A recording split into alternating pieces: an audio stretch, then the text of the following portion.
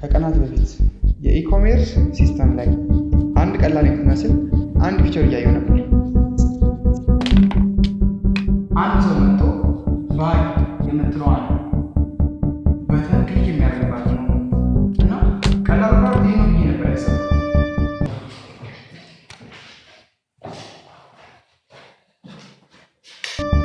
አንድ ሰው እቃውን ይፈልጋል።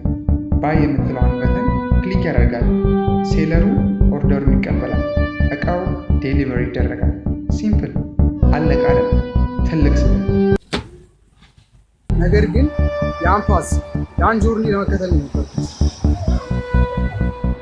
ዌብሳይቱን አይደለም፣ ዲዛይኑን አይደለም፣ ግን ከዛች አንዲት ክሊክ በኋላ ምን ይፈጠራል እና ነገሩ ኮንፊውዚንግ የሆነ የሚመጣው እዚህ ጋር ነው። ምክንያቱም ያቺ የባይ በተን ክሊክ ከተደረገች በኋላ በትክክል የት ነው የምትሄደው?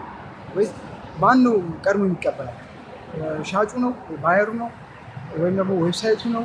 በሚሴጅ ነው የሚደርሳቸው? በኖቲፊኬሽን ነው የሚደርሳቸው?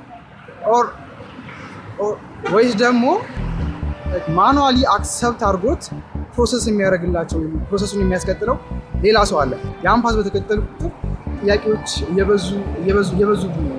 ምክንያቱም ያቺ የባይ በተን ትንሽዬ ሞመንት ብቻ ናት። ከዛ በኋላ ብዙ መፈጠር ያለባቸው ነገሮች አሉ። ብዙ መፈጠር ያለባቸው ፕሮሰሶች አሉ። የሆነ ሰው ስለ ኦርደሩ ማወቅ አለበት። የሆነ ሰው ኦርደሩን ኮንፊርም ማድረግ አለበት። የሆነ ሰው ኮሚኒኬት ማድረግ አለበት። የሆነ ሰው ዴሊቨሪ ማመቻቸት አለበት። የሆነ ሰው ከስተመሩ ኖቲፋይ ማድረግ አለበት። ማሰብ ያለብን ስለ አንዷ ኦርደር ወይ ስለ አንድ ፕሮዳክት ብቻ ሳይሆን በአንድ ጊዜ 1000 ፕሮዳክት ይመጣሉ።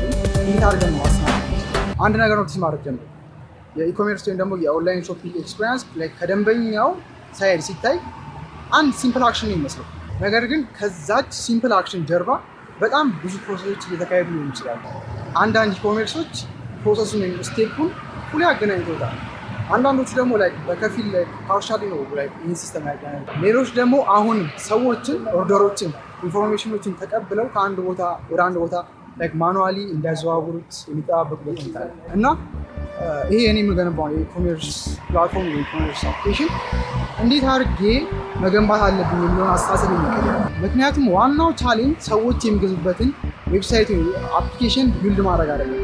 ትክክለኛው ቻሌንጅ አንድ ሰው ለመግዛት ከወሰነ በኋላ ያለውን ስቴፕ ምን ይሆናል የሚለውን ነገር ፉሊ አንደርስታንድ ማድረግ ነው፣ መረዳት። ያ የባይ ክሊክ የጆርኒው መጨረሻ ሳይሆን ትክክለኛው ሲስተሙ የሚጀምርበት ቦታ ነው።